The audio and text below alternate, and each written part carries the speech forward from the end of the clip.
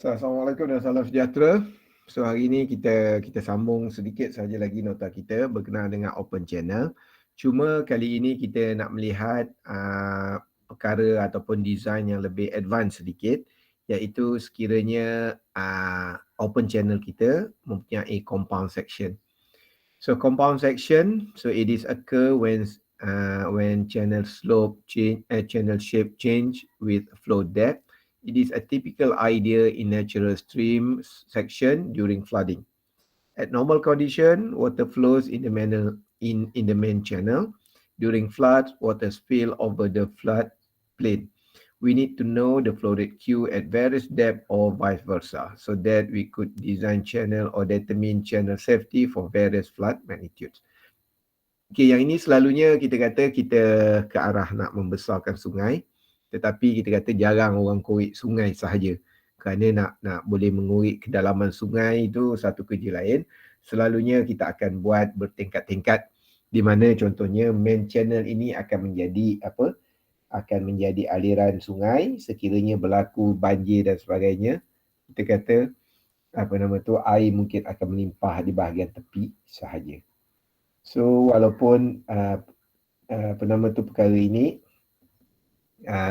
nampak besar, tetapi basic calculation idea dia adalah dengan menggunakan idea open channel.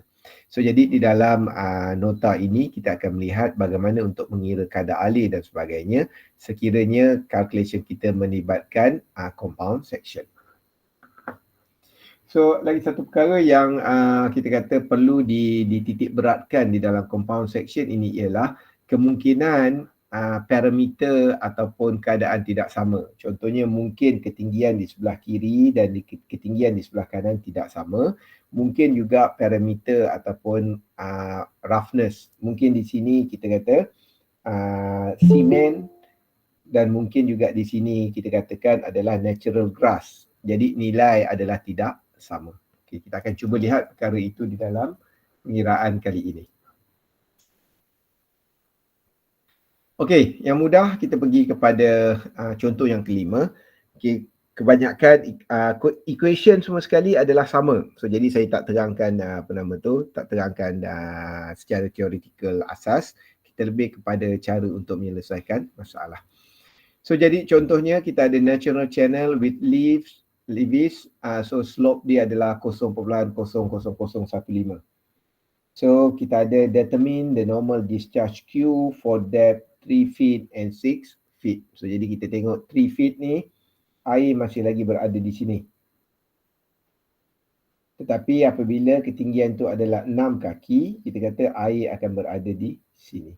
Jadi kita akan lihat bahawa air akan berada pada ketinggian 3 kaki mungkin agak mudah kerana ia hanya melibatkan bentuk yang ini sahaja.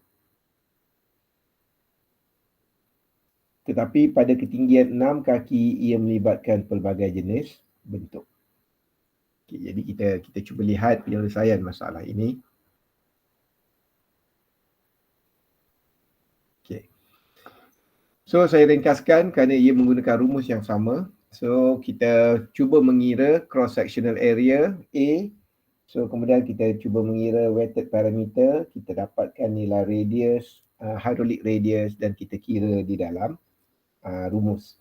So area di sini kita yang paling mudah awak boleh kira kawasan 4 segi. Okay, kemudian awak campurlah dengan kawasan segitiga di sebelah ini. So kita boleh dapat sekitar 45 kaki persegi. Kemudian weighted parameter, so kita ukur nilai L di sini. So kita ukur panjang di sini dan kita ukur nilai L di sini. So jadi saya rasa berdasarkan nota ini pelajar boleh buat pengiraan sendiri. Kita boleh dapat weighted parameter sekitar 20.485 dan kita boleh mengira hydraulic radius sebagai 2.197 kaki. Kemudian kita masukkan dia di dalam equation. Cuma oleh kerana kita menggunakan British unit, kita guna kaki. So kita rumus menggunakan 1.49. So 1.49 dan nilai N sama dengan 0.04. So awak anggaplah nilai N ni akan diberi dalam soalan 0.04. Dan kita boleh mengira kadar alir adalah 34.7 feet cube over second. Betul. Ya saya. Macam mana kalau kita guna CZ pun adakah dapat jawapan sama ataupun Kalau guna cheesy kita dapat jawapan sama lah. Cuma table untuk mencari nilai cheesy, nilai C tu kita kena menggunakan nilai kena menggunakan table cheesy lah. Yang N ni kita kata kita menggunakan table Manning tu tadi. Okey ke? so macam mana nak tahu kita nak guna CZ tu meaning? Okey, dalam silibus kita fokus kepada Manning. Cheesy ni tak banyak sangat. Kebanyakan yang British punya tu dia pakai Manning lah. Sebab cheesy tu orang Perancis kan. Ada mungkin yang itu lah kot. Saya tak nak komen lah daripada segi sejarah. Tapi silibus kita cheesy tu hanya saya tunjuk introduction aja. Tapi silibus kita fokus kepada Manning saja. Okey, baik. Okay, so saya pun tak ada soalan trik lah. Soalan yang ni nak guna cheesy ke yang ni nak guna Manning tu saya tak. Memang kita fokus kepada Manning equation saja. Okey, boleh ke? Boleh. Okey. So seterusnya kita kata kita cuba untuk mengira mengira kedalaman 6 kaki. So kedalaman 6 kaki ni maknanya kita kena kira semua sekali yang ini lah. Okey, so yang ini kita kata untuk kedalaman 6 kaki kita boleh dapat mengira cross section area dia adalah 148 kaki square. So yang ini kita kata kalau nak tengok solution ini pun boleh juga, tetapi kalau katakan awak nak buat sendiri pun boleh juga. So idea dia ialah kalau yang nak paling mudah, mungkin kita boleh mengira segi 4 ini dulu, yang ini.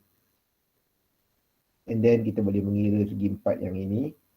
And then baru kita tambah segitiga ujung ni dengan segitiga ujung ni, dan tu segitiga ujung ni dengan segitiga ujung ni. Boleh juga. Okay, so yang itu saya harap awak dapat menggunakan kekreativitian masing-masing. So kalau kita tengok kat sini 4 darab 12.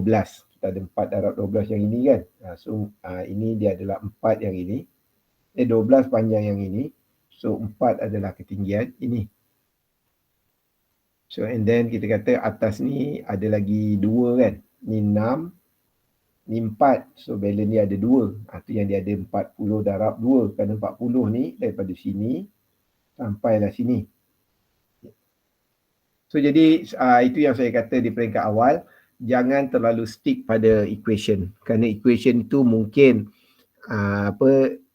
digunakan cara jalan yang mudah untuk certain condition, tidak sesuai dengan condition yang lain. Saya lebih prefer kalau awak memahami apa yang perlu awak cari. Kalau nak cari A, kita cari A. Then kita cari weighted parameter. So weighted parameter di sini awak kena faham ia adalah kita cari kawasan yang condong di sini, campurkan ini, cari lagi kawasan yang condong, campur yang ini, cari yang ini dan seterusnya kawasan yang condong di sebelah kanan. So itu adalah total weighted parameter. Okay. So dan akhirnya kita boleh mengira hydraulic radius dengan menggunakan rumus yang telah kita pelajari, A bahagi WP. So kita boleh dapat 3.022 kaki. Dan sama juga kita masukkan di dalam equation, kita boleh dapat kadar alih sekitar 141.1 kaki cube per second. Okay, dalam keadaan ini, contoh ini mungkin agak mudah kerana kita kata kedua-dua keadaan 3 kaki dan juga 6 kaki mempunyai roughness yang sama. Maksudnya nilai N yang sama, so kita tak banyak membuat perubahan. So kita tengok pada soalan seterusnya.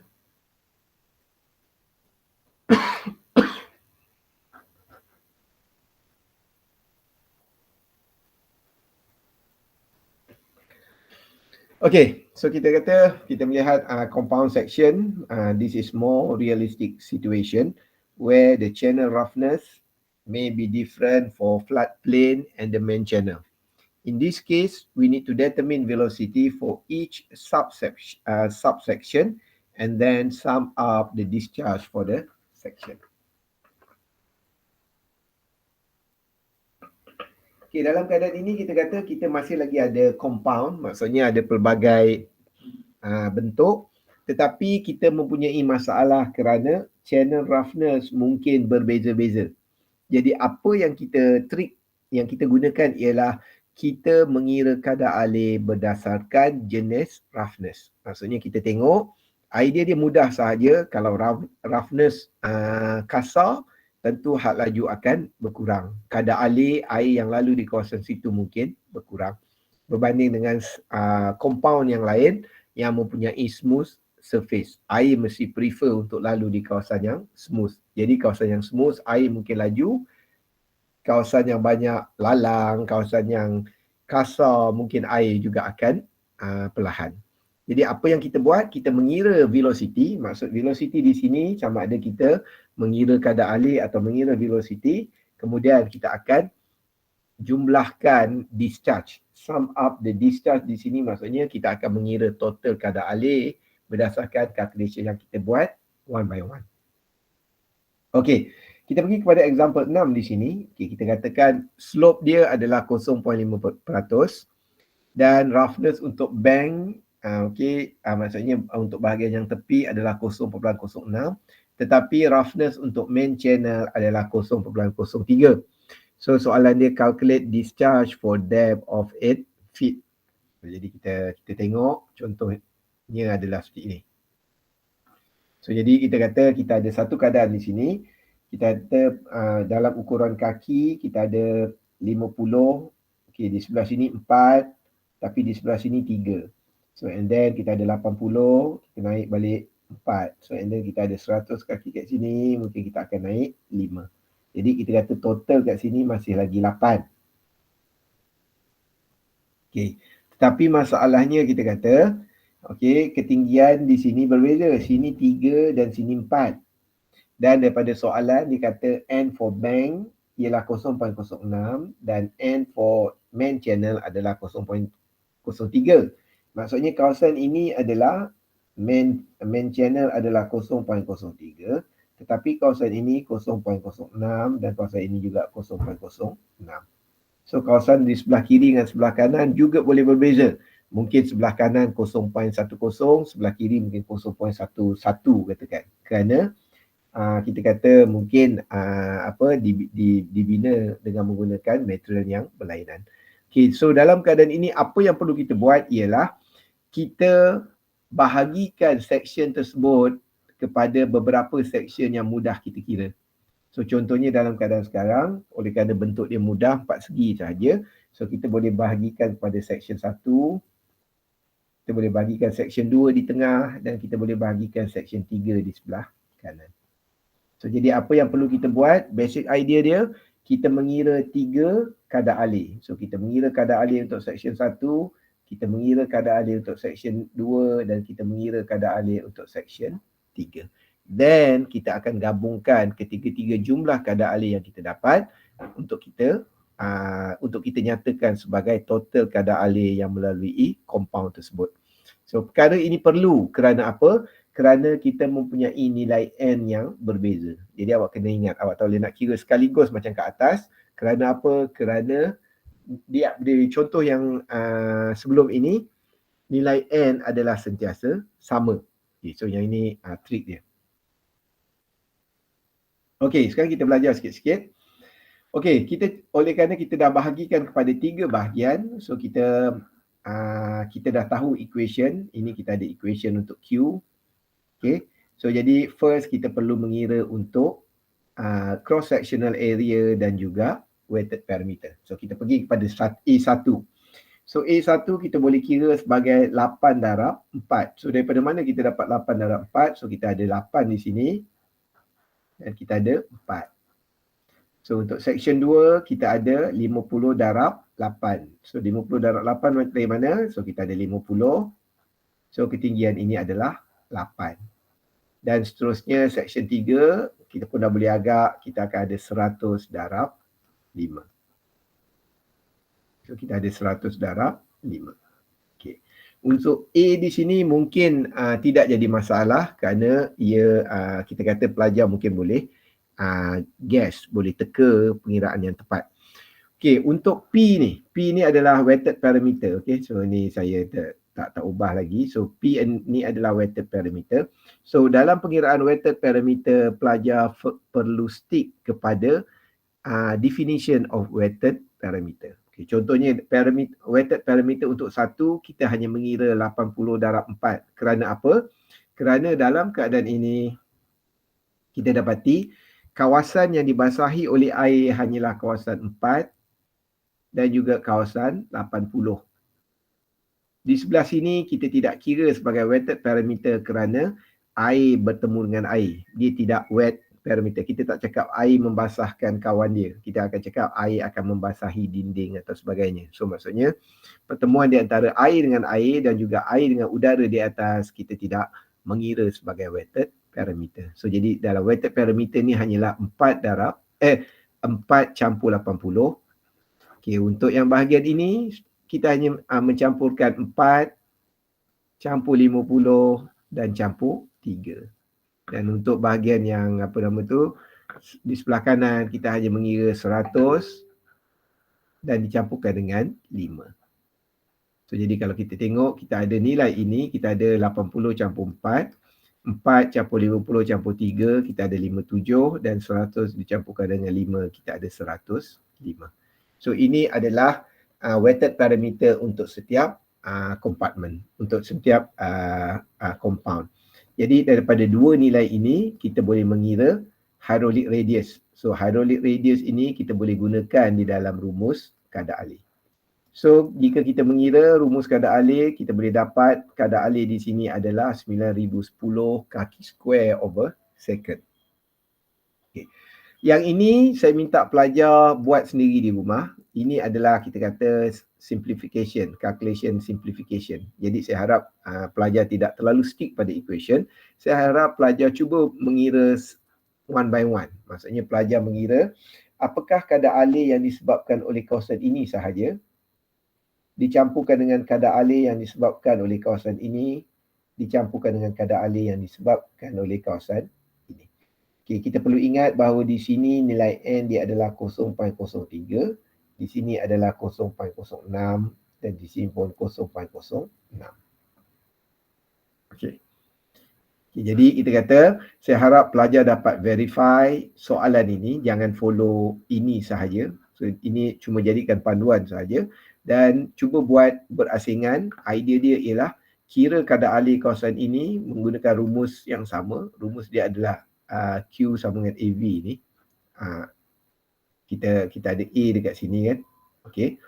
So and then saya harap pelajar dapat boleh mengira. So insya-Allah pelajar boleh dapat jumlahnya adalah 9010 kaki padu per second.